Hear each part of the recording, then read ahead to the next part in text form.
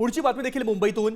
वंचित बहुजन आघाडीचे सुजात आंबेडकर यांना देखील पोलिसांनी मुंबईतून ताब्यात घेतलंय। मुंबई पोलिसांनी वंचितचं आंदोलन सुरू असताना कारवाई करत सुजात आंबेडकर यांना ताब्यात घेतलंय।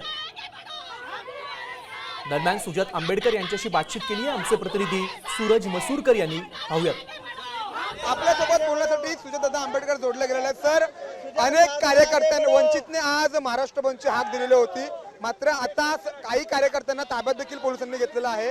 तुम्हाला देखील पोलिसांनी ताब्यात घेतलेलं होतं आणि तुम्ही आता पोलिसांची भेट घेण्यासाठी इथे आलेला होतात। पोलिसांनी नेमकं काय सांगितलं? हा महाराष्ट्रभर दडपशाहीचा कारभार चालू आहे। आपण बघा, दिल्लीमध्ये एवढा मोठा हिंसाचार होतो, त्यांना सगळ्यांना कळतं की भारतभराचे प्रतिसाद उठणार आहेत आणि म्हणून घाबरून महाराष्ट्राचे मुख्यमंत्री गृहमंत्री जे एकच आहेत हे घाबरून डिटेन्शन लावण्यासाठी प्रिव्हेंटिव्ह मेजर म्हणून 144 लावतात। जर दिल्लीमध्ये हा क्रूर हिंसाचार झाला असता तर आज महाराष्ट्राच्या जनतेला रस्त्यावरती याची वेळ लागली नसती। आणि जर तुम्ही हा क्रूर हिंसाचार माहिती की हा क्रूर नाहीये तर तुम्हाला घाबरून 144 लावायची गरज नसती। पण लोक आंदोलन करायला रस्त्यावरती येतील याच्यासाठी प्रिव्हेंटिव्ह मेजर्स वापरता येतील म्हणून मुख्यमंत्र्यांनी गृहमंत्र्यांनी 144 लावलाय।